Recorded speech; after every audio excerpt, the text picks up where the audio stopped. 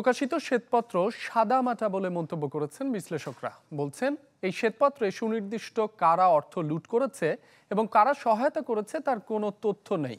এই তথ্য দিয়ে অপরাধীদের বিচারের আওতায় আনা কঠিন হবে বলে মনে করছেন তারা।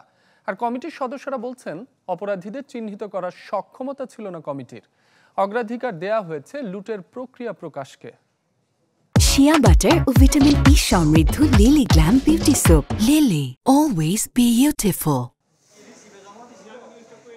পতিত প্রধানমন্ত্রী শেখ হাসিনা সরকারের আমলে সবচেয়ে বেশি ক্ষতিগ্রস্ত হয়েছে দেশের ব্যাংক খাত। এই খাত থেকে বিপুল পরিমাণ অর্থ লুট করে বিদেশে পাচার করেছে এস আলম বেক্সিমকো গ্রুপ সহ শেখ হাসিনার সহযোগীরা। বিগত ১৫ বছরের দুর্নীতি, অনিয়ম ও লুটপাট সহ অর্থনীতির নানা বিষয় তথ্য নিয়ে ৪০০ পাতার শ্বেতপত্র প্রকাশ করে ডক্টর দেবপ্রিয় ভট্টাচার্যের নেতৃত্বে ১২ সদস্যের কমিটি। এতে উঠে আসে দেশের ব্যাংক খাতের দুর্দশাগ্রস্ত ঋণের পরিমাণ প্রায় ৭ লাখ কোটি টাকা। বলা হয়েছে যারা লুট করেছে তারা ছিলেন ক্ষমতাবান। শ্বেতপত্র তৈরি কমিটির এই সদস্য বলছেন, কোন প্রক্রিয়ায় ব্যাংক খাত ব্যবহার করে অর্থ লুট করেছে তা সামনে তুলে আনার চেষ্টা করা হয়েছে।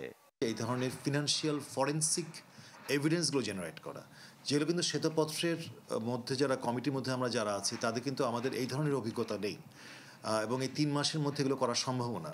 সুতরাং আমাদের মূল উদ্দেশ্যটাই ছিল এই শ্বেতপত্রের মাধ্যমে, যেটা আসলেই সারা পৃথিবীতে স্বীকৃত একটা পদ্ধতি, যে শ্বেতপত্রের মূল উদ্দেশ্যটাই থাকে প্রক্রিয়াটার উপরে বেশি নজর দেওয়া।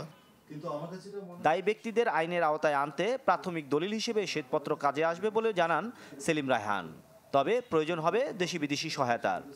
এই ঘটনাগুলোকে আরও প্রকৃতভাবে যে এক্সপার্ট যারা আছেন দেশি বিদেশি তাদের সাহায্য নিয়ে ইনভেস্টিগেট করে এভিডেন্সগুলো জেনারেট করা, যাতে তাদের বিরুদ্ধে যখন বিচার ব্যবস্থার মামলাগুলো হবে অথবা হয়েছে ইতিমধ্যে সঠিকভাবে সেই মামলাগুলো প্রমাণ করা যায়।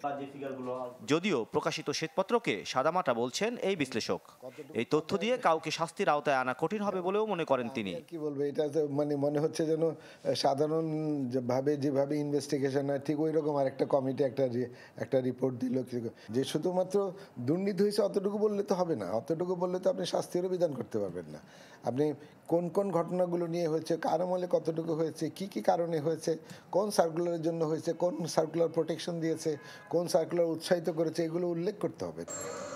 লুটেরাদের আইনের আওতায় আনতে না পারলে ভবিষ্যতেও এই ধরনের ঘটনা এড়ানো যাবে না বলে মনে করেন ডক্টর তৌফিক আহমেদ।